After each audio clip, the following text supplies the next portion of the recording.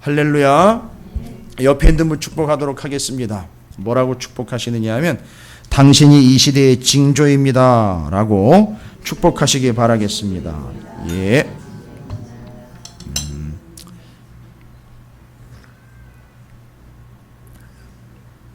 뭐의 징조냐? 하나님의 묵시의 징조라고 할 수 있습니다.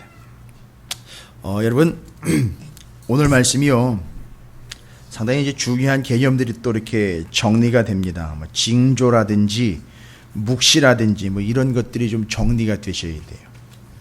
기회가 많지 않다 보니까 이거 묵시 뭐 징조 이런 얘기는 꼭 성경 공부나 해야지 뭐. 아니 근데 성경에 다 묵시고 징조가 다 기록이 돼 있어가지고 이걸 모르면 예배 시간에 이걸 따로 설명을 해가지고선 뭐 공부를 하시기도 그렇고, 그거는 분명히 나와 있으니까 본문이 나와 있는 그 의미 그대로 여러분께서 이해하시면서 개념을 잡고 계시면 묵시 징조는 계속 나옵니다. 그러니까 여러분께서 한번 정리하실 때 잘 정리해 놓으시면 여러분께서도 참 도움이 되실 거라고 제가 믿어요. 여러분 그 예전에 영화 가운데 그런 영화가 있습니다. 이건 제가 예화를 드리는 게 아니라 이해를 돕기 위해 설명드리는 거예요. 한참 전 영화입니다. 그 지옥의 묵시록이라는 영화가 있어요. 근데 어떻게 성경에 나오는 단어를 영화에다 갖다 썼나 해서 예전에 제가 학생 시절에는 참 고민이 많이 됐어요. 지옥의 묵시록, 나는 요한 묵시록으로만 생각을 계속했었는데 지옥의 묵시록이 뭔가? 근데 그 영화가 이제 평을 받았는데 무슨 평을 받았느냐면 지금까지 월남 전쟁을 그리는 건 다 미국을 미화시켜 가지고선, 여러분 그 정도까지는 아시죠? 뭐 람보가 1, 2, 3, 4까지 나와 가지고선 그 한 람보가 뭐 그건 군인이 둘이 붙잡아도 안 되는 총을 자기는 혼자 들고 한 손에다가 막 이게 미국이야 이러면서 이제 말하자면 이제 미국을 좀 미화시키는 그런 영화로 월남전을 소재로 해서 지금까지는 그런 영화들이 나왔는데, 그 영화가 나오면서 어떤 평을 받았느냐 하면 그 당시 제 기억으로는 월남전의 실상을 그래도 소상하게 잘 그렸다. 지금까지의 그런 관점이 아닌 실질적이고 정황에 근거해서 그 안에 있는 그 전쟁의 문제와 실상에 대해서 그래도 냉정하게 지금까지의 영화와는 달리 잘 그려냈다라는 좋은 평가를 받았어요. 그래가지고 서울에서는 모르겠는데요, 강원도 원주에서는 학생들이 단체 관람을 했습니다. 그 영화를. 기억나십니까? 그 영화? 그리고 그 이후로 설 명절이나 때가 되면 TV에서 많이 해줬어요. 근데 거기 나와 있는 게 제가 뭘 얘기를 드리려면 그 지옥의 묵시록이라는 그 단어인데, 묵시라는 단어예요. 이게 뭔가 해서 그 영화의 제목만 보면 야 이제 곧 때가 가까웠구나, 이제 전쟁이 곳곳에서 일어나니까 이제 성경이 말하고 있는 그 전쟁이 일어나는 그때가 마지막 때구나 해서 그걸 알려주려고 하는 그 영화였나? 뭐 이런 식으로 이해할 수도 있어요. 근데 무슨 얘기냐 하면 그 영화가 얘기하려고 하는 것은 거기가 지옥이다가 아니라 그 전쟁터의 참혹한 실상을 쫙 보여주면서요. 그 월남전의 참혹한 실상이에요. 막 사람이 전쟁터에 갔다가 거기서 막 제정신이 아닌 상태로 막 정신을 잃어가고 전쟁터에서 그 시체가 막 널브러지는 모습들과 함께 그 포탄이 터지고 막 사람들이 막 그 속에서 제정신이 아닌 상황으로 막 전락이 되어가는 그런 모습들, 그 후유증, 그 비참함들을 막 보여주고 있어요. 그래서 이제 거기 베트남 전쟁 하는 데가 지옥이구나 이게 아니라, 물론 거기도 지옥이겠지만 마치 지옥은 이런 곳이다라는 걸 알려주려는 의미로 받아들이면 그 묵시록이라는 게 이해가 되실 거예요. 그래서 그 전쟁 영화를 통해서, 그걸 그때 그렇게 해석한 바가 없습니다만 제가 여러분이 이해를 돕기 위해서 말씀드리는 게 바로 그 전쟁의 비참한 실상과 참상을 보면 야 전쟁은 일어나서는 안 되겠다 여기서 멈춰버리는 게 아니라 야 나중에 지옥 가면 지옥이 이런 형상이겠구나 하는 걸 짐작하게 되는 거예요. 이런 게 묵시라는 거예요. 그래서 아직 이루어지지 않았으나 형상을 보니까 그것이 이런 형상일 것이다라는 걸 짐작하게 되는 거예요. 그래서 그걸 보고 그걸 알게 되는 거예요. 이게 묵시인 겁니다. 묵시가 왜 필요하냐 하면 아직 안 왔기 때문에 묵시가 필요해요. 묵시가 또 왜 필요하냐 하면 세상에 알아먹지를 못해요. 마냥 좋은 게 좋은 거라고만 살아가고 있어요. 그래서 뭘 알아보지를 못해요. 알아먹지도 못하고. 그래서 그런 참혹한 모습을 보여주어서 결국은 이런 게 지옥이구나 하는 걸 알려주려고 하는 일종의 예표와 같은 것, 드러난 뜻, 요게 묵시예요. 그걸 이미 여러분이 좀 전제로 하시고 묵시라든지 계시라는 말, 이런 것들이 나올 때, 환상이라는 말, 꿈이라는 말들 나올 때 유념해 주시면 돼요.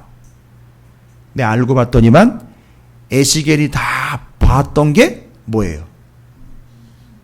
지금 제가 말씀드린 묵시잖아요. 이루어졌습니까? 아직 안 이루어졌어요. 예루살렘 성전 아직 건재하고 있고요. 아직까지는요. 그런데 에스겔이 가서 본 건 뭐지요?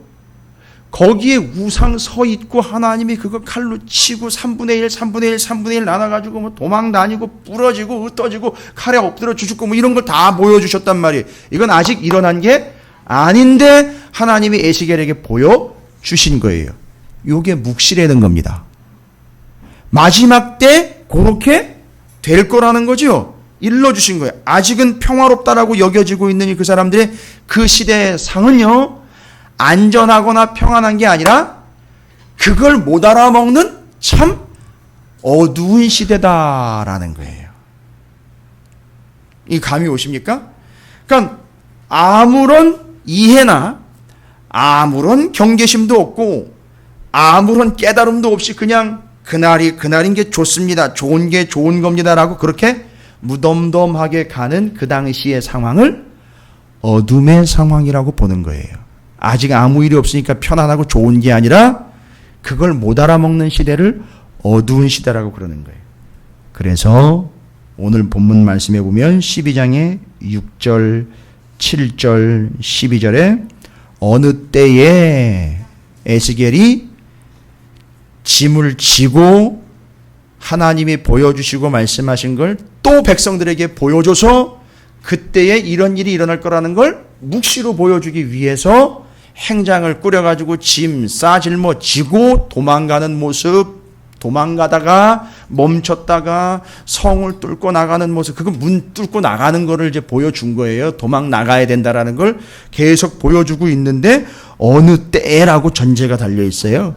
깜깜할 때예요. 깜깜할 때. 무슨 얘기입니까? 너희는 좋을 때라고 이야기하지만 도대체가 하나님의 말씀을 받아먹거나 이해하려고 순종하려고 하지 않는, 거부하려고 하는 바로 요 시대가 깜깜하고 어두운 때에 이런 일들이 일어나게 될 것이니 그걸 보여주겠다라는 거예요. 그래서 어두울 때에 그 상황과 환경이 여전히 하나님의 말씀 앞에 깜깜하게 눈을 가려버린 것처럼 듣지도 않고 보지도 않으려고 하고 받아들이려고 하지도 않은 그 어두운 시대에 하나님의 묵시가 임한다라는 걸 얘기하는 거예요. 그래서 그런 묵시가 필요한 거예요. 자, 그럼 일단 여기 나와 있는 묵시, 뒤에 나오는 묵시들을 이제 조금 있다가 설명을 제가 드리겠습니다. 지금 에스겔에게 또 다른 묵시가 임하게 됐지요. 또 다른 계시가 임했지요. 어떻게 하라는 거죠? 너 가가지고 뭐 꾸리려는 거죠? 행장을 꾸리려는 거죠. 여러분 이거 2박 3일 캠핑 가려고 아웃도어 용품들 챙기려는 거 아니라는 거 아시죠? 포로가 되어 어떻게 할 거죠? 다른 거 보실 거 없어요. 우리나라 역사의 6.25 전쟁 때 전쟁 터지는 통에 그거 바리바리 싸들고 남쪽으로 도망가기 위해 챙겼던 거 있죠? 그거 챙기려는 거예요. 지금 그거를 이야기하시는 거예요. 하나님이 에스겔에게. 그리고 그걸 꾸리는 걸 사람들이 어떻게 하게 해요? 보게 하려는 거예요. 그리고 그걸 보게 하는 이유가 뭐죠? 너희들이 바로 나중에 얼마 있다가 요 모양 요대로 된다라는 걸 어떻게 하라는 거죠? 알려주려는 거예요. 그게 묵신 거예요, 여러분. 드러내서 보여주려는 거예요. 그들이 당하게 될 일들을 알려주려는 겁니다. 여러분, 요게 묵시예요. 이게 이미 드러나 있는 하나님의 뜻, 묵신 거예요. 요걸 다른 말로 뭐라 그러냐면 계시라고 그래요. 그래서 여러분, 묵시, 계시, 어렵게 생각하지 마시고 같은 걸로 일단 보세요. 어둡고 소망이 없고 희망이 없고 말씀대로 살아가지 않는 이들에게 말씀을 보여주신 거예요. 드러내 알려주신 거예요. 누구를 통해서 아예 보여주신 거죠? 에스겔을 통해서 모양새로 아예 이런 모양일 거다, 이런 상황일 거다를 알려준 거예요. 왜요? 선지자를 통해서 아무리 얘기를 해도 들어먹질 안 하고 지금까지 온 거예요. 그러니까 이제 아예 어떻게 해요? 못 봤다라고 이야기 못하고 못 들었다라고 이야기 못하게 아예 모양새까지 다 갖춰가지고 이젠 그들 앞에서 보여주는 거예요. 여러분, 이게 뭐냐 하면 실물 설교예요. 이게 바로 이제 실물 설교예요. 제가 이제 전도사 시절이나 교육 목사 시절 때 자주 했던 그 방법입니다. 물건을 갖다가 직접 보여주면서 지나가다가 그 물건을 보면 그때 그 목사님이 이런 말씀을 전했지 하는 게 떠오르게끔 하는 그런 기법입니다. 그래서 지금 에스겔이 그걸 이용을 하고 있는 거예요. 그건 하나님이 명령을 하신 거라 그대로 보여주고 있습니다. 자, 그리고 이것을 그들에게 뭘로 줬느냐? 징조로 줬어요. 자, 보십시오. 에스겔에게는 이게 하나님이 알려주신 묵시로, 이게 네가 알려줘야 되는 거야. 요건 하나님의 뜻이야 라는 건, 그 내용은 하나님의 묵시라 그랬죠. 그게 묵시입니다. 말씀 내용은 묵시예요. 그런데 그 말씀을 전하는 에스겔은 그들에게 뭐가 되라고 얘기했느냐 하면 그 사람은 묵시가 되는 게 아니에요. 이해가 되십니까? 그 사람은 묵시가 되는 게 아닙니다. 그 사람은 뭐가 되는 거죠? 징조가 되는 거예요. 징조가 있으면 뭐 고조가 있고 이거 아닙니다. 정신 차리세요. 묵시는 하나님이 말씀하시려고 한 내용, 말씀이에요. 그리고 그걸 전하는 사람은 뭐가 되는 거죠? 징조가 되는 거예요. 잘 이해하시죠. 이거 에스겔서 12장에서 얘기하려고 하는 거예요. 그러니까 우리에게는 하나님의 묵시가 있고요. 우리는 그 묵시를 가지고 이 세상에 무엇이 되어야 한다? 징조가 돼야 되는 거죠. 그럼 이 징조라는 말에 또 본뜻을 이해를 하셔야 돼요. 우리가 징조가 돼야 된다니까요. 징조가 뭐냐 도대체? 뭘 가지고 징조라 그러느냐? 어렵지 않아요. 제가 오늘 아주 이 징조에 대해서 명쾌하게 얘기를 드릴게요. 적어도 에스겔서 안에서는요, 오해의 여지가 없습니다. 징조, 증거라고도 하고 예표라고도 하는데 가장 확실하게 구약성경의 에스겔서 12장 6절 11절에 두 번이나 언급되는 너는 징조가 되고 네가 징조가 되게 하고, 그러니까 내가 너를 세워 이스라엘 족속에게 징조가 되게 함이라. 너한테는 뭐가 있다? 내가 준 묵시가 있다. 그래서 그걸 받은 너는 징조가 된다.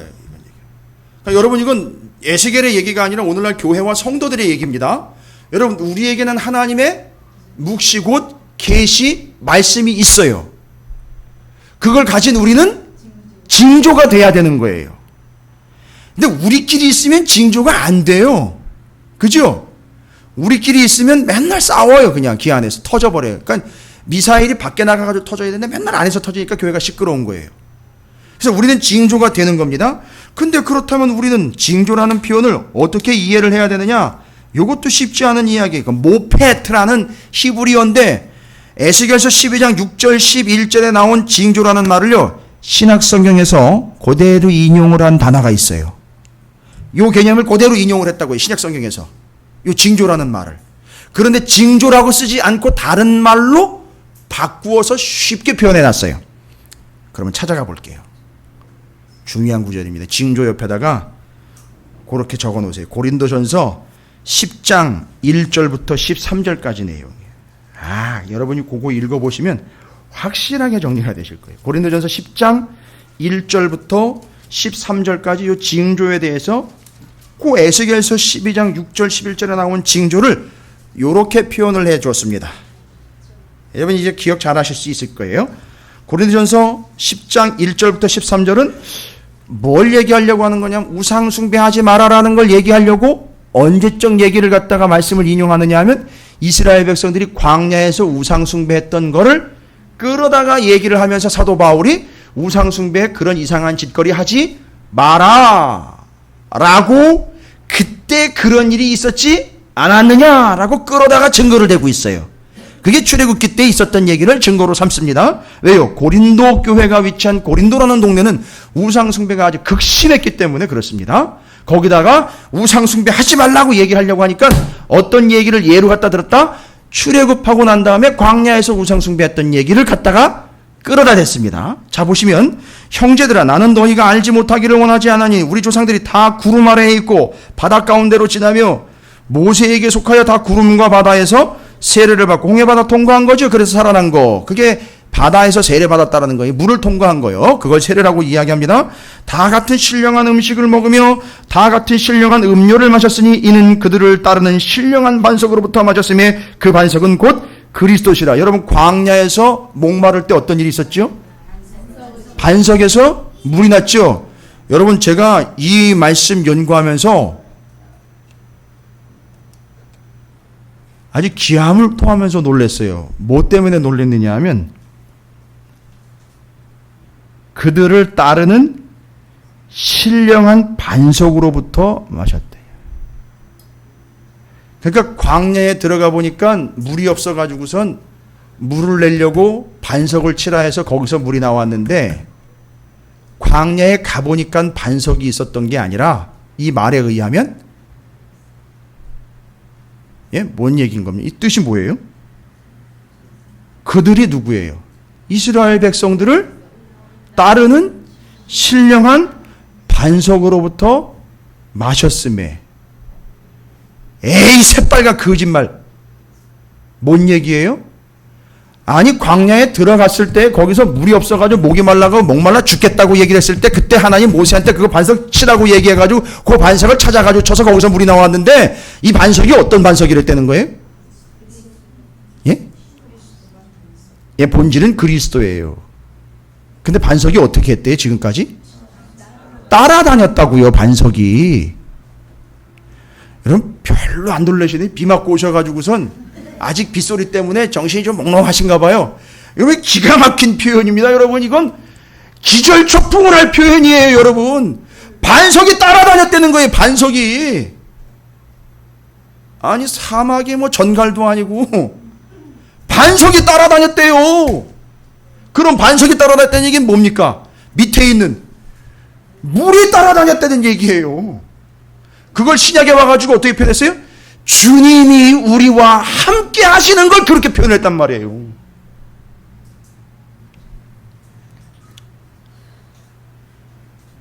나중에 집에 가셔서 깊이 묵상하시기 바랍니다.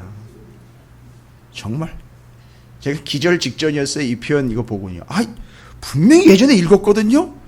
근데 반석이 따라다녔대요. 이스라엘 백성들 광야에서 반석이 따라다녔다는 거예요. 우리는 무슨 생각을 하냐면 어느 반석 밑에 물이 나올까? 반석을 찾아다녔단 말이에요. 그런데 물 나오는 반석이 아예 우리를 따라다녔다. 요게 믿음인 거란 말이에요. 여러분 요게 믿음이라고요. 주님이 여러분을 졸졸 따라다니고 계시는 거예요. 반석이 따라다녔대요. 와우. 이런 표현은 배우셨으면 좀 인용을 하세요. 와. 뭐 이거 하나만 가지고도 말씀이 설교가 되겠지만 또 그렇게 또 갈 수는 없잖아요. 단기적으로. 자, 계속 갑니다. 5절에 그러나 그들의 다수를 하나님이 기뻐하시지 아니하셨으므로 그들이 광야에서 멸망을. 그래서 출애굽 1세대가 다 죽었죠. 1세대 다 죽었어요. 그거 얘기합니다. 이러한 일은 우리의 뭐가 되었다? 이게 여러분 징조예요. 그것이 뭐가 됐다고요? 이스라엘에게 본보기가 됐다. 구약 성경의 에스겔에 나온 표현으로 바꾸면 징조가 되었다. 여러분 거기서만 끝나지 않습니다. 잘 읽어보시면 충분히 여러분이 잘 연결할 수 있어요. 이러한 일은 우리의 본보기가 되어 우리로 하여금 그들이 악을 즐겨한 것 같이 즐겨하는 자가 되지 않게 하려. 그래서 본보기가 돼서 뭐 하지 않게 하려고요? 그걸 통해서 악을 즐겨하는 자 되지 않게 하려고 했고, 그게 본보기가 돼서 그들 가운데 어떤 사람들과 같이 너희는 우상 숭배하는 자가 되지 말아라. 뭘 보고요?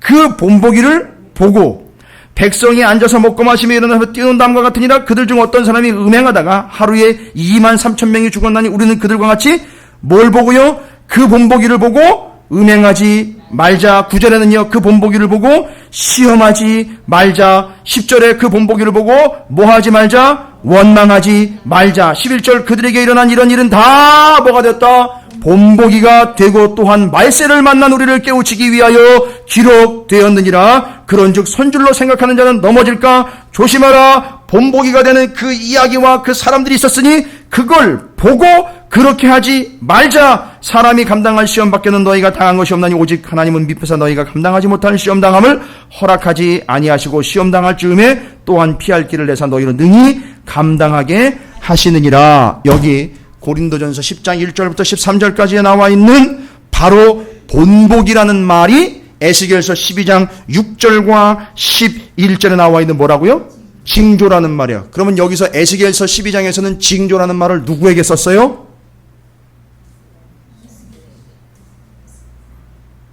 묵시는 그 내용이라고 그랬고요. 그 묵시를 가지고 있는 사람이 징조가 됐다 그랬어요. 누구를 징조로 세운 거지요? 에스겔을 징조로 세운. 그러면 에스겔은 그 당시 이스라엘 백성들 예루살렘에 있건 포로로 끌려왔건 그 모든 이스라엘 뿐만 아니라 온 세계 열방에 뭐로 세움을 받은 거죠? 징조로 세움 받은 거예요. 할렐루야. 이야.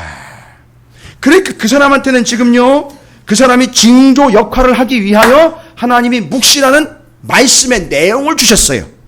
그리고 그 사람을 징조로서 뭘로 세웠다? 본보기로 세운 거예요.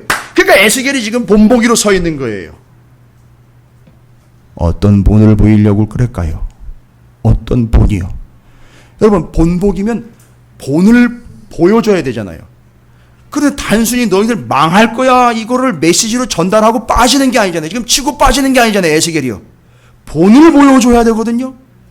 너희들 망할 거야 라고 그냥 그런 거는 쉬워요. 그냥 하나님 말씀 전한 대로만 그냥 망해, 끝나, 정신 차려, 조심해, 이건 그냥 전하고 가면 되는 거죠. 그런데 전하고 가는 게 아니라 징조는 본을 보여줘요. 어떻게 하라는?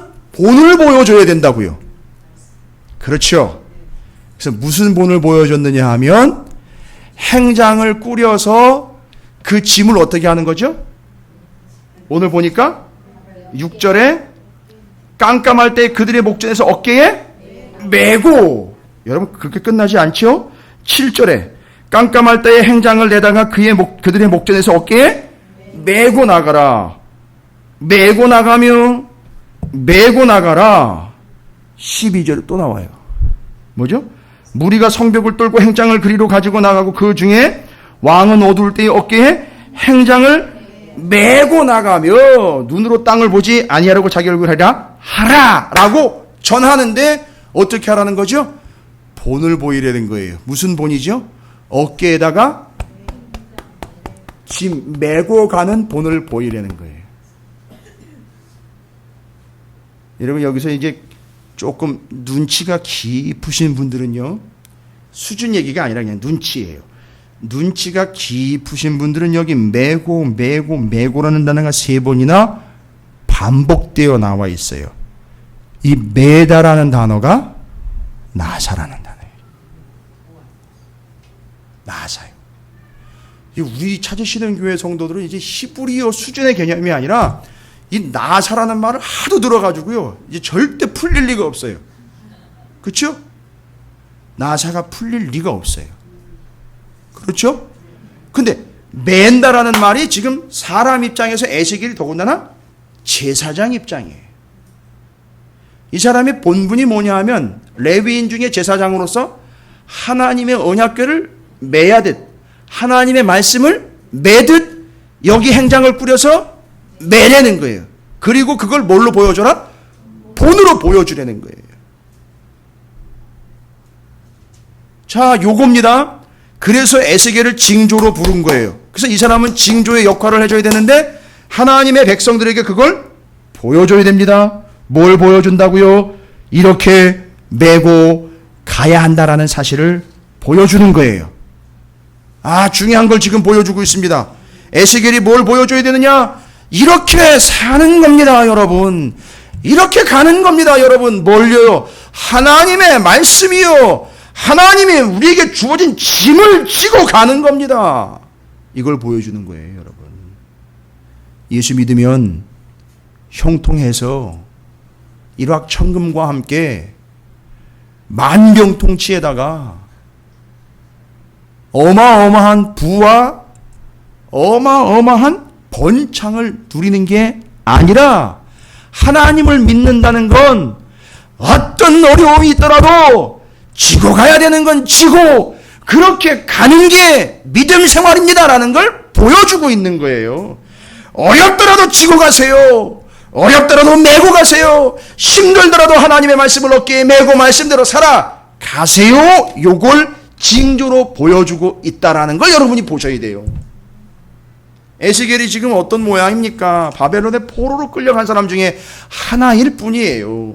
먹을 것 뭐 풍성히 먹습니까? 옷이라고 제대로 입었겠습니까? 편안한 데서 잠을 자겠습니까? 오죽하면 그 발 가까이서 엉엉 울 때에 하나님이 찾아오셔가지고 그를 예루살렘으로 데려갔겠습니까?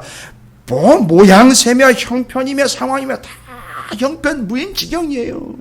너무너무 고통스러운데 아니 거기다가 또 짐까지 지우셔가지고 하나님이 그걸 지고 메고 가라는 거예요. 여러분, 믿음은 하나님이 주어지신 그 짐을 아무리 나라가 망하고 어렵고 힘든 상황이고 남의 나라 포로로 끌려갔던 어떤 상황이든 여기서건 거기서건 그때건 지금이건 이후로건 언제건 어떤 여건이건 어떤 상황이건 우리 조건에 구애받는 게 아니라 하나님이 주신 거면 메고 그걸 끝까지 지고 가는 게 그게 신앙입니다 라는 걸 첫 번째로 보여준 거예요. 에스겔이요. 이게 징조로 보여주신 거예요. 근데 이걸 예수님이 분명히 나중에 얘기를 하셔요. 마태복음 11장 28절부터 30절 수고하고 무거운 짐진 자들아 다 내게로 오라 너희를 쉬게 하리라. 그런데 그냥 너 털로 털대면서 다 벗어 제끼고 그렇게 오는 게 아니고 전제를 달고 있어요. 마태복음 11장 29절 나는 마음이 온유하고 겸손하니 나의 멍에를 메고 내게 배우라. 그리하면 너희 마음이 쉼을 얻으리니 이는 내 멍에는 쉽고 내 짐은 가벼움이라 하시니라. 여러분, 내 멍에를 메고 와서 배우래요. 내 멍에는 도대체 뭘까요, 그러면? 배우는 것과 연결이 되어 있어요. 배우는 것과 연결이 되어 있습니다. 처세술이요? 금전관리법이요? 재테크 방법이요? 아니요. 뭘 배우는 겁니까 도대체? 하나님의 뜻, 하나님의 마음을 배우는데 뭘로 배우느냐? 말씀으로 배우는 거예요. 그러니까 그거 지고 오라는 거예요. 그거 지고 와서 배우라는 거죠. 그게 짐인 거예요, 여러분. 그거 지고 어떻게 해야 돼요? 주님께 가는 겁니다. 그리고 지고 가는 거예요. 어떤 어려움이 있더라도, 어떤 힘든 상황이 여러분에게 닥친다 할지라도 에스겔이 징조로 보여준 건 바로 이겁니다. 여러분 힘드시지요? 신앙생활 말고도 삶도 힘들어요. 만만치 않습니다. 세상 돌아가는 걸 보면 정말 쉬운 게 아니에요. 거기다가 예수까지 믿어야 돼요. 이런 상황에서. 그렇더라도 힘들더라도 지고 가세요. 이게 에스겔이 보여준 징조예요. 요한복음 1장 29절 이튿날 요한이 예수께서 자기에게 나오심을 보고 이르시되 보라 세상 죄를 지고 가는 하나님의 어린 양이로다. 힘든데요. 무거운데 죄의 더군다나 죄의 짐인데 그걸 지고 누가 가고 있어요? 예수님이 하나님의 어린 양으로 지고 가고 있습니다. 아니 이 지고 가는 것 덕분에 어떻게 됐죠? 그 죄의 짐을 지고 가신 그분 덕분에 인류가 살은 거예요. 여러분에게 주어진 그 신앙의 짐, 말씀의 짐 지고 가세요. 그게 뭐라는 거죠? 사는 방법이라는 거예요. 살아남는 방법이라는 거예요. 이건 마지막 때 가보면 다 나오겠죠. 징조로 뭘 보여준 겁니까? 아무리 힘든 상황일지라도 지고 가야 될 것 반드시 지고 가라는 거예요. 에스겔은 뭘 지었습니까? 단순히 행장을 꾸려서 짐을 진 게 아니라 하나님이 뭐 하신 거죠? 말씀해 주시고 보여주신 묵시를 지고 간 거예요. 그러니까 그 묵시는요, 하나님의 뜻, 하나님의 말씀을 지고 간 거라고요. 요거는 긍정적인 부분이에요. 여러분 힘들더라도 저처럼 말씀 지고 가세요. 그게 살 길입니다. 하고 한 가지, 이 행장을 꾸려가지고 지고 가는 모습을 보면서 왜 그런 모습을 보여줄 수밖에 없었죠? 워낙에 이스라엘 백성들이 예루살렘에 있고 포로로 끌려온 사람들도 아직까지는 오해를 하고 있죠. 여전히 하나님의 말씀을 듣지 않으려고 하니까 한 가지 더 징조입니다. 뭐지요? 힘들더라도 지고 가세요 라고 이야기하는 것과 두 번째 뭘로 징조로 보여요? 여러분 그렇게 사시면 안 됩니다 라는 걸 보여주는 거예요. 뭔 얘기인지 아시겠죠? 그러니까 그렇게 사시면 안 됩니다는 그러면 어떻게 하라고요? 분명히 질문이 다시 돌아오게 돼 있어요. 첫 번째는요, 무슨 일이 있어도 지고 가십시오. 신앙생활은 그겁니다. 두 번째는요, 여러분 그렇게 사시면 안 됩니다. 그렇게 살다간 망합니다. 그렇게 살다간 죄인으로 죽을 수밖에 없습니다를 두 가지를 징조로 보여주고 알려줘야 돼요. 그럼 질문이 톡 하고 들어옵니다. 그러면 그렇게 살지 말라고 그러면 나보고 어떻게 살라는 거야? 라고 질문이 들어오면 여러분 어떻게 대답하실 거예요? 예? 어떻게 대답하실 겁니까? 아니 질문, 근데 징조로 우리를 불렀으면 두 가지는 반드시 우리가 해야 돼요. 이렇게 사세요. 지고 가세요. 신앙 지키세요. 끝까지 가십시오. 말씀 지고 가세요. 말씀대로 살아내세요. 이렇게 분명히 얘기해야 되는 거고, 여러분 그렇게 사시면 안 됩니다. 그렇게 살다 죽습니다. 멸망의 길입니다. 이거 분명히 두 가지 얘기해야 돼요. 예수가 아니면 죽습니다. 믿음 아니면 죽습니다. 이거 반드시 얘기해야 되는 거예요. 여러분 전도에는 그렇게 살다가 죽는데 예수 때문에 살 수 있습니다. 반드시 예수가 있어야 되는 거예요. 여러분 그거 해야 되잖아요. 당신 그렇게 살다가 죽습니다. 듣기 싫다고요? 아니요. 듣기 싫은 게 문제가 아니잖아요. 죽잖아요. 망하잖아요. 꼭 예수 믿고 구원받으라고, 그렇게 살다가 죽습니다. 예수 믿고 구원받으세요. 이거 꼭 얘기해야 되잖아요. 그렇게 살면 안 됩니다. 그럼 나보고 어떻게 살라는 얘기예요? 그때 교만한 게 아니라 우리가 바로 보여줘야 되는 거예요. 이렇게 사는 게 방법입니다라는 걸 우리가 보여줄 수 있어야 징조로 우리를 불렀다며요. 그럼 뭐예요? 그들에게 본보기로 보여주신 거 아니에요. 그러니까 우리는 본보기가 돼야 되는 거예요. 두 가지. 이렇게 살아야 된다. 이렇게 하면 안 된다. 이걸 보여주려고 우리를 부르신 거예요. 그러니까 성도의 긍정과 성도의, 말하자면 성도의 성공과 성도의 실패는 모두가 다 안 믿는 자들에게 뭐가 되는 거죠? 본보기 곧 징조가 되는 거예요. 아, 저렇게 해서는 안 되는 거구나 보여주기요. 아, 저렇게 해야 사는 거구나 또 보여주는 거예요. 우리가 바로 그러한 존재예요. 할렐루야. 아, 목사님 나 하나 구원받고 나 하나 잘 먹고 잘 살기도 바쁜 세상인데 남들까지 신경 써야 되고, 아, 다른 사람들 아니요, 챙기려는 게 아니라 원칙대로 살아가시면 우리가 징조가 된다고요. 지금 오늘 이 밤에도 여러분에게 에스겔서 12장이 뭘로 묵시로 주어지는 거예요. 그리고 여러분 그걸 담고 있는 뭐가 되는 거죠? 징조가 되는 거예요. 그런데 진짜 징조가 되는지 안 되는지는 두 가지가 성취가 돼야 되는 거죠. 이렇게 살아야 된다는 걸 보여주고, 이렇게 살면 안 된다는 걸 보여줄 수 있는 자, 그게 돼야 되는데, 예, 그게 진짜 징조인 거죠. 본보기인 거죠. 고린도전서 10장에 나와 있는 그런 본보기.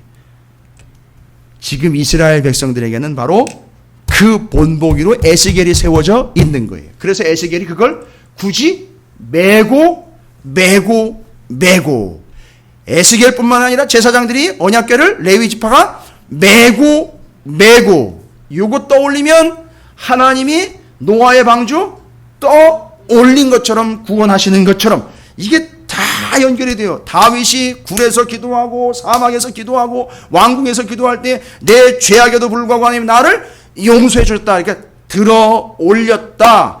우물에서 두레박 지워서 우물에 빠진 존재처럼 저 바닥에 처박혀 있는 나를 두레박 던져가지고 그 끈으로 끌어 올리셨다. 그것도 나사예요. 그러니까 하나님이 어떤 식으로 구원하십니까? 들어 올리고 끌어 올리고. 예, 여러분이 잊지 않도록 제가 아주 세기를 박아드릴게요. 성화 중에 예수님께서 어린 양을 어깨, 목 뒤로 메고 그리고 양떼들을 몰고 오는 그림 있죠? 그거예요. 우리를 그렇게 메고 짊어지고 죄악의 짐을 짊어지신 것처럼 그렇게 지고 우리를 구원하신 거예요. 그래서 우리는 어떤 삶을 살아야 되느냐면 그 구원의 하나님의 말씀을 메고 가는 자가 되는 거예요. 메고 간다. 그래서 본보기가 되는 거다. 그대로 사는 것, 이렇게 살아야 되고요. 이렇게 살면 안 되는 겁니다라는 걸 명확하게 보여줄 수 있는 본보기로서의 교회와 성도가 되어야 된다. 이게 에스겔서를 통해서 우리에게 얘기하시는 거예요. 그러나 오늘날 수많은 교회와 성도들이 징조는커녕 징글징글한 존재가 되어버렸어요. 뭘 보여주지 못하는 거죠? 징조를 보여주지. 그러니까 뭐가 못된 거지요. 말하자면 진조 곧 본보기가 못된 거예요. 그래서 오히려 뭐라고 얘기를 해요? 되려 세상을 본받으라고 얘기를 해요. 여러분 그건 말이 안 되는 거예요. 일단은 그건 말이 안 되는 겁니다. 그건 성경적인 게 아니에요. 자, 이제 에스겔을 부르신 이유는 예루살렘에 있는 백성이든 바벨론에 있는 백성이든 에스겔을 뭘로 불렀다? 징조 곧 본보기로 불러서 이렇게 사는 것과 이렇게 해서는 안 되는 것을 직접 보여줬으니 그걸 보고 이스라엘이 어떻게 해야 된다? 자기들도 에스겔이 뭘 맨 것처럼요? 하나님의 말씀 곧 묵시를 맨 것처럼. 그래서 여기 10절에 나와 있는 묵시는요, 요 묵시는 뒤에 나온 묵시랑은 다른 단어예요. 여기 나와 있는 요 묵시는 마사라는 단어를 쓰는데 그게 무거운 짐이라는 뜻이 있어요. 그럼 무거운 짐 뭐예요? 부담스러운 짐이 아니라 매니까 뭐가 느껴져요? 무게가 느껴지는 것. 이게 하나님 말씀인 거예요. 그게 여기는 묵시라고 나와 있어요. 10절에는요. 그래서 매야 되기 때문에 무게감 있는 묵시. 요게 10절의 묵시예요. 그래서 에스겔이 지금 메고 있는 거예요. 단순히 포로 행장을 메었다 요걸로 끝나시면 안 돼요. 그건 보여주기 위하여 행동으로 보여준 거고요. 실제로 그가 양 어깨에 완벽하게 메고 있고 지고 있는 건 하나님의 말씀 곧 묵시예요. 그래서 그걸 짐, 곡물, 바로 무거운 짐 요렇게 표현을 합니다. 요 묵시를. 여러분 잘 보셔야 됩니다. 에스겔이 지금 그런 모습으로 에스겔이 함께 붙잡혀온 바벨론에 있는 백성들과 이스라엘 백성들에게 그렇게 서 있는 거예요. 자, 에스겔서나 다니엘서를 지금 연구하고 있는 목적이 뭐죠?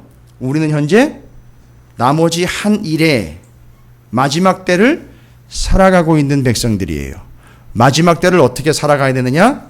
에스겔이 받은 바 소명처럼 교회와 성도는 이 마지막 때에 징조로서 묵시를 담고 살아가야 되는 거예요.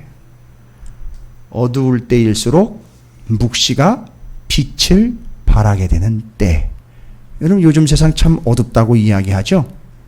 참 어둡고 침침하고 앞길이 캄캄하다고 얘기하죠? 바로 요때 묵시를 지고 가는 징조가 되는 교회와 성도들이 그 역할을 감당하는 때가 되는 거예요. 분명히 하나님은 이때에 이 징조로서 묵시를 담는 누군가를, 어떤 교회인가를 하나님은 사용하실 거예요. 아니면 지금 사용하고 계시고 있을지도 몰라요. 누구처럼요? 에스겔처럼. 분명히 지금 누군가는 그 징조가 되어서 묵시를 확 담고 어두운 밤에 빛이 비추어지듯 하나님의 말씀을 그렇게 드러내며 이렇게 사는 겁니다. 이렇게 해서는 안 되는 겁니다 라는 걸 보여주면서 살아가고 있는 이들이 분명히 이 마지막 때에 있다는 거죠. 분명히 있습니다. 그러니까 우리는 이 밤에도요, 참 어려운 환경을 뚫고 이 빛 속에서 그냥 뚫고 오셨잖아요. 그냥 왔다가 말씀을 터득하고 가는 게 아니라 제가 두렵고 떨림으로 전하는 거예요. 하나님은 우리에게 묵시를 주신단 말이에요. 그럼 우리는 받은 거예요. 여러분, 하나님이 길거리에서 만나는 전단지나 나눠주는 그런 내용으로 우리에게 묵시를 주신 게 아니거든요. 전단지 받으면 어떻게 합니까?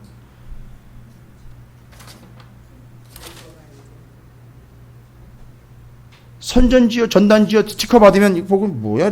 그냥 이렇게 가는 거예요. 그런데 오늘날 수많은 교회와 성도들이 주일, 수요일, 무슨 예배, 뭐 말씀이 선포되는 자리에 왔다가 하고 끝나버리는 거예요. 즉 그렇게 살아가고 있는 거예요. 그 사람은 징조는 될 수가 없어요.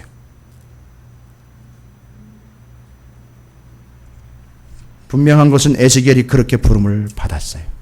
그래서 에스겔이 너무너무 힘들었어요. 쉽지 않았습니다.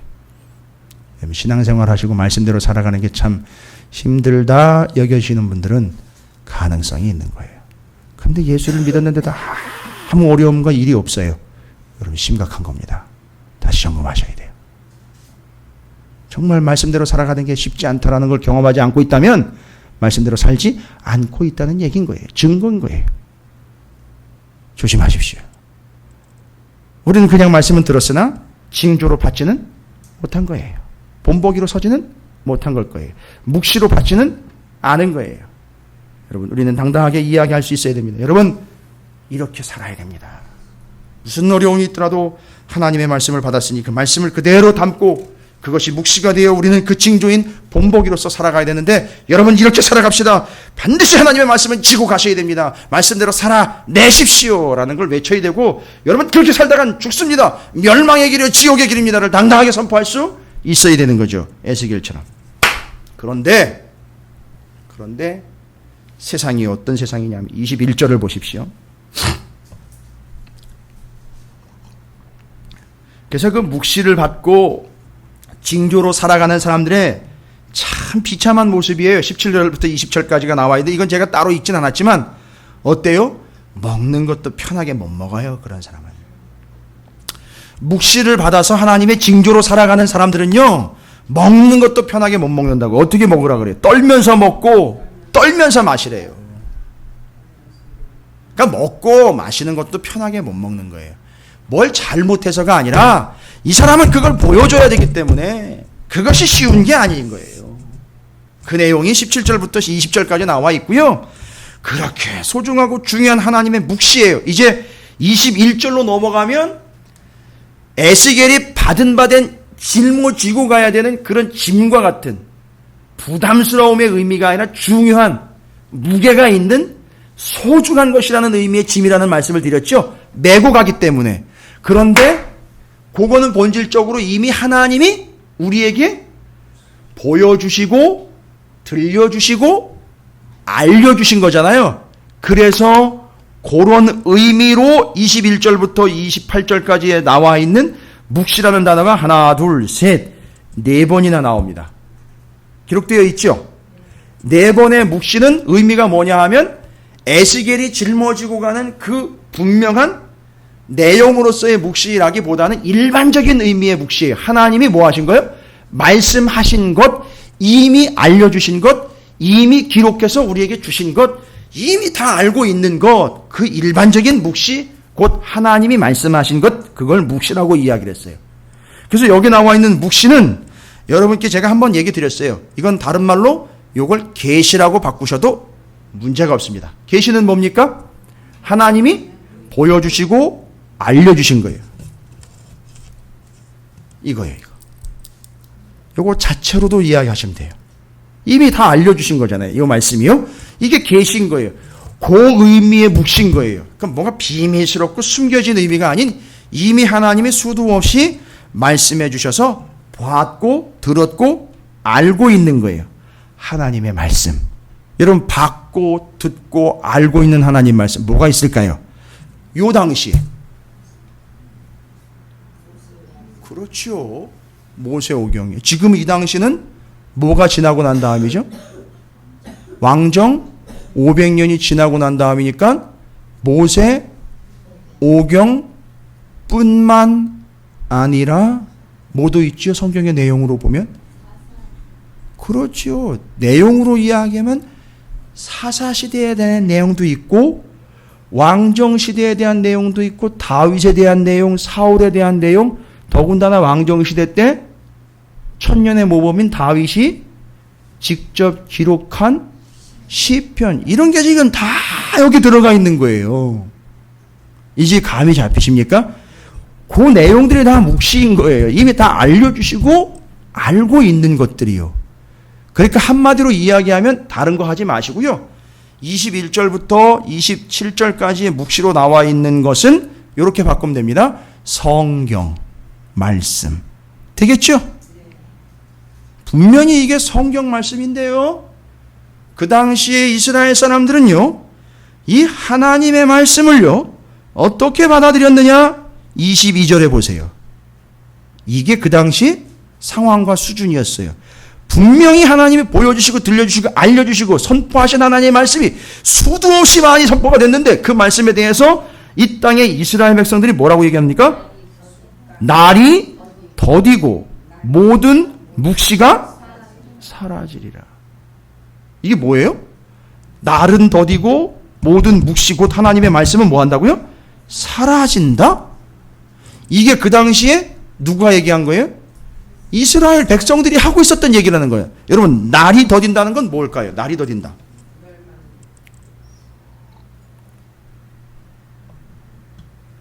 예나 지금이나 똑같은 거야. 날이 더딘다.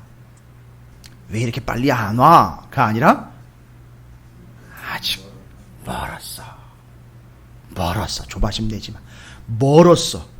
그리고요, 모든 묵시가 사라지리라. 그렇게 될 리 없어. 아직도 멀었어. 그렇게 될 리 없어. 말씀은 말씀이고 삶은 삶인 거야. 그게 그렇게 되는 게 아니야 라고 이야기하는 게 바로 뭐냐면 속담. 그런 식으로 받아들이는 걸 속담이라고 표현해요. 그래서 여기는 우리나라 말로 속담이라고 하니까 여러분이 피식하고 한번 웃고 넘어갈 수 있는 요소로 좀 별 대수롭지 않게 여겨주시는데, 속담이라는 여기 표현 그대로 히브리어로는 마샬이라는 단어를 써요. 히브리어로는 마샬인데 기가 막힙니다.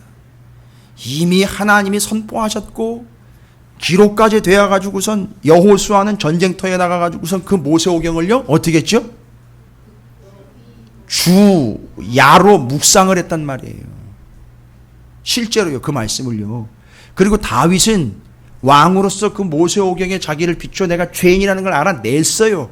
그리고 그거에 감사하고 하나님께 시편까지 올려드렸어요. 그죠? 그리고 다시 공부를 하게 됐습니다. 이제 난 하나님의 말씀을 다시 공부합니다. 이게 분명히 하나님의 말씀이에요. 기록되었고 알려졌고 이루어졌고 우리는 알고 있고, 그리고 분명히 증거가 다 있는데도 그 하나님의 말씀에 대해서 이스라엘은 그걸 뭘로 받아들인다? 속담으로 받아들인다는 거죠. 마샬로 받아들인다. 뭐예요? 속담? 여러분, 경계하십시오. 촉을 바짝 세우시고 정리하십시오. 이건 남의 얘기가 아니에요. 오늘날 교회와 성도들이라고 일컫는 자들의 작태와 행태예요. 마샬, 속담은요, 그냥 그렇게 좋은 얘기나 옛날 얘기처럼 받아들이는 게 아니라 뜻이 뭐냐면 판정, 판단, 의견, 견해, 이런 뜻이 있어요. 그러니까 뭐예요? 하나님의 말씀을, 분명한 하나님의 말씀을 그 시대의 이스라엘은 어떻게 받아들였어요? 자기들이 판단하고 자기들의 견해를 피력을 하고 자기들이 그걸 판정을 해서 에이 멀었어, 에이 그럴 리 없어 라고 명명백백하게 선택한 하나님의 말씀을 인간이 판단하고 재고 그것을 평가하고 앉아있다는 얘기예요. 그게 속담인 거예요. 근데 똑같아요. 오늘날도 하나님의 말씀은 말씀이거든요. 그런데 그걸 갖다 인간이 앉아가지고 판단하고 있어요. 재고 있습니다. 평가를 하고 있습니다. 이건 그렇고 저건 저렇고. 목사의 말은 판단하셔도 돼요. 설교 아마 그 정도 여러분께서 평가하실 수 있어요. 그러나 하나님의 말씀은요, 아니요, 함부로 판단하시면 안 돼요. 큰일 납니다. 하나님의 말씀이요, 오늘날 수많은 사람들이 이직거리를 하고 있는 거예요. 교회와 성도들이요. 오늘도 무슨 통계가 나왔는데 목사들 중에는 80몇 %가 성경이 하나님 말씀이라고 믿고 있대요. 나머지 15%는 뭔 거예요 도대체? 성도는 더 심각해요. 60인지 70%인지. 성도들 중에서요. 나머지 40, 30은 도대체 뭔 겁니까 그러면? 심각한 거예요. 그들이 다 뭘로 받아들이고 있다? 속담으로 받아들이고 있다는 거예요 여러분.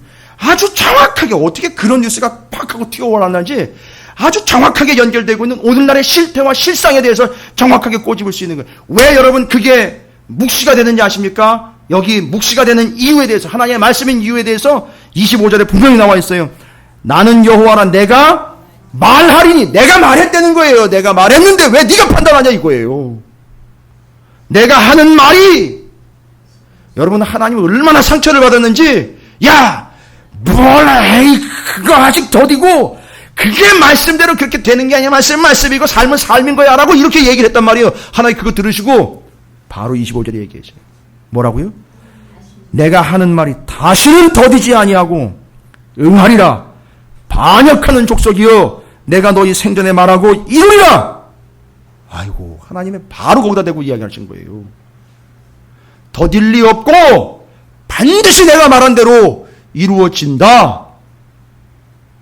나 여호와의 말이니라 분명히 얘기하셨어요. 그런데 그걸 뭘로 여겼다고요? 속담거리로 여겨가지고 그걸 판단하고 앉아있어요. 재고 앉아있습니다. 자기 견해를 피력하고 있어요. 아 목사님, 제가 제 생각에는, 저한테 제 의견에 대해서 반박하시면 좋아요. 괜찮지만 하나님의 말씀에 대해서만큼은 여러분 조심하십시오. 아니 궁금한 거를 얘기한 거예요. 궁금해가지고 이건 이렇고 저건 저런 거 아니겠습니까? 물어보는 개념하고는 다른 거예요. 이거는 앉아가지고 자기가 이미 다 재단하고 앉아있던 거예요. 평가하고 앉아있었던 거예요. 이걸 다 자기 의견과 자기 견해에 의해서 선고를 내려버렸어요. 뭐라고요? 아, 성경은 이게 다 하나님의 말씀은 아니고 상황에 따라서는 조절도 가능하고 때로는 우리가 다 믿어서는 안 되는 부분들도 있더라. 뭐 이런 식으로 가는 거죠. 물론 사람의 입을 빌려서 말씀하신 내용들도 있어요. 그러나 하나님이 그걸 하려고 하는 하나님의 본 의도를 우리가 알아내시는 거죠. 그걸 여기서 찾아내야 되는 거고 거기서 깨달아야 되는 거죠. 다윗의 시편 맞아요. 그건 다윗이 사람으로서 하나님께 올려드린 거예요. 그러나 그 사람이 그걸 올려드릴 때 하나님은 그에게 뭐라고 말씀하셨는지, 어떻게 역사하셨는지를 우리는 보자는 거지.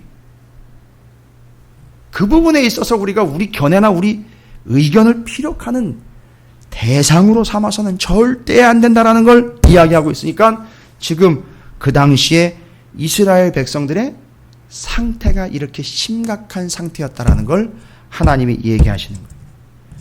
26절에 여호와의 말씀이 또 내게 임하여 이르시되 인자야, 이스라엘 족속의 말이 그가 보는 묵시는 여러 날 후의 일이라. 그가 멀리 있는 때에 대하여 예언하였다 하느니라.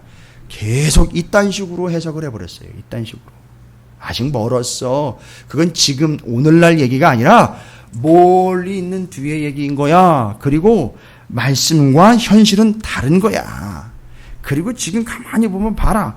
말씀대로 이루어진 게 아니라 오히려 말씀이 효과가 없어져 버렸어. 이런 식으로 자기들의 견해가 이미 피력이 되어 있어요. 아주 교묘하게 판정을 해가지고선 뭘로 만들어 버렸느냐? 예, 요즘에 이제 설교 말씀들에 대해서 이렇게 얘기를 해요. 좋은 강연이었습니다. 좋은 얘기 잘 들었습니다. 여기 마샬이라는 단어 안에 그 뜻이 들어가 있어요. 좋은 강연이었고요. 좋은 강화, 예, 이야기한 거예요. 강의한 이야기, 강의한 말, 좋은 이야기거리였습니다. 좋은 풍자거리였습니다. 라고 마샬, 속담으로 받아들이고 있다는 거예요. 이게 마지막 때의 모습입니다. 여러분. 세상이 혼란스러워가지고 마지막인 것이 알고 있는 게 아니라 하나님의 말씀을 속담거리 곧 마샬로 받아들이고 있다라는 게 그의 현실이에요. 그러니까 그 속담거리 마샬로 이야기거리로 좋은 얘기로 옛날 얘기 이야기꾼들이 이야기하는 좋은 담화, 풍자, 유사한 거리, 우화, 수수께끼 이딴 걸로 이해를 하니까 하나님의 말씀에다가 세상 얘기를 갖다 잔뜩 싸발라서 하나님의 말씀인지 세상 얘기인지 알아먹지 못하게 두리뭉실하게 내지는 변질시켜가지고 막 이것저것 다 섞어가지고 엉망진창 바로 그것이 마샬 속담거리가 돼버린 거예요. 뭐 누굴 탓하겠습니까? 강대상에서 하나님의 말씀을 마샬 속담거리로 만들어버린 목사들부터 하나님께서 정죄하셔야죠. 뭐 방법이 뭐가 있겠습니까? 그러나 분명히 하나님의 말씀을 에스겔에게 그 짐으로 쥐어줬을 때에 그걸 지고 가야 된다. 그리고 묵시로 담고 있는 너희들 그렇게 살아가야 된다는 것과 그렇게 살면 안 된다는 걸 보여주는 왕같은 제사장으로 살아가야 되는데 그걸 역시 속담거리로 이야기해서 좀 더 재미있는 속담거리는 없습니까? 라고 목사에게 요청하고 말씀을 전하는 자들에게 요청하고 있는 이 시대의 교회와 패역한 이들의 그 행태는 또 어떻게 해결하겠습니까? 이게 마지막 때를 아주 꼬집고 있는 하나님의 정확한 판단이시며 하나님의 뜻입니다. 28절입니다. 그러므로 너는 그들에게 이르기를 주 여호와의 말씀에 네 생각이 아니고 누구 얘기가 아니라 하나님의 말씀에 나의 말이 하나도 다시 더디지 아니할지니 내가 한 말이 이루어지리라 나 주 여호와의 말이니라 하셨다 하라. 뭐 하려는 겁니까? 마지막 때 우리가 묵시를 담고 징조로서 선포해야 될 건 뭡니까? 때가 반드시 옵니다. 하나님의 말씀은 반드시 이루어집니다. 할렐루야. 때는 옵니다. 말씀은 이루어집니다. 그러니까 이렇게 사십시오. 절대 그렇게 사시면 안 됩니다. 라고 우리가 그 역할, 징조, 본, 보기의 역할을 해주셔야 돼요. 그러니까 우리는 어떻게 살아야 됩니까? 기쁠 때에는 정말 기뻐 뛰면서 하나님을 찬양하세요. 어렵고 힘들면은요, 더 강력하게 하나님을 하자크 붙잡으시고 붙쫓으세요. 그걸 사람들이 보고, 아, 저렇게 살아가는 것이로구나. 좋을 때에만 믿음이 있는 게 아니라 어려울 때일수록 더 의지하는 게 저게 믿음인 거구나.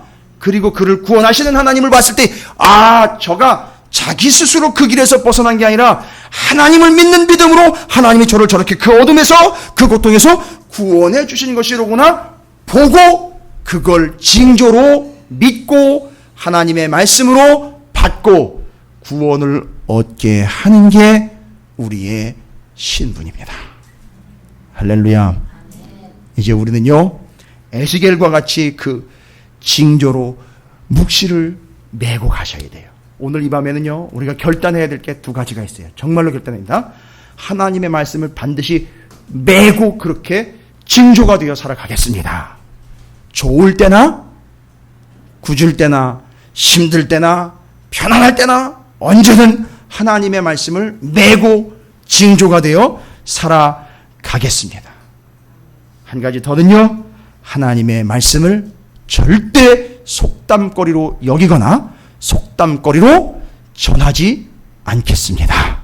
두 가지 정확하게 여러분께서 정리하시고 그 삶을 교회와 성도로서 에스겔과 같이 그 징조로서 묵시를 담고 살아가는 우리의 인생이 되시기를 주님의 이름으로 축원을 드립니다.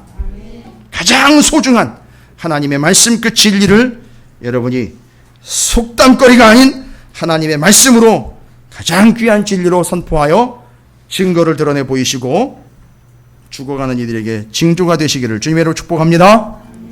옆에 있는 분 축복하겠습니다.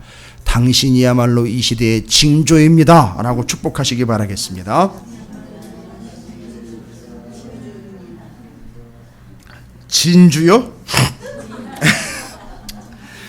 징조가 되어 살아가시는 분이 진주가 되는 거죠. 뭐 그 안에 진주가 있겠죠. 가시, 흰 모양의 진주 같고 모양은 가시 같더라. 말씀이요. 만나. 그 안에 있으면 그게 진주겠지요. 여러분이 그런 존재가 되시기를, 다시 한번 에스겔과 같은 존재로 살아가시기를. 하나님의 말씀은 여러분 묵시예요. 속담이 아닙니다. 절대 여러분 양보하지 마세요. 넘어가지도 마십시오. 말씀은 말씀으로 그냥 받아들이시면 됩니다.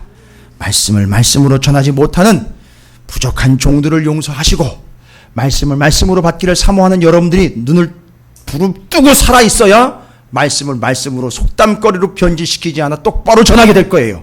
그러니까 여러분께서 에스겔과 같이 그 징조로서 이 시대를 살아가시기를 주님의 이름으로 축복합니다.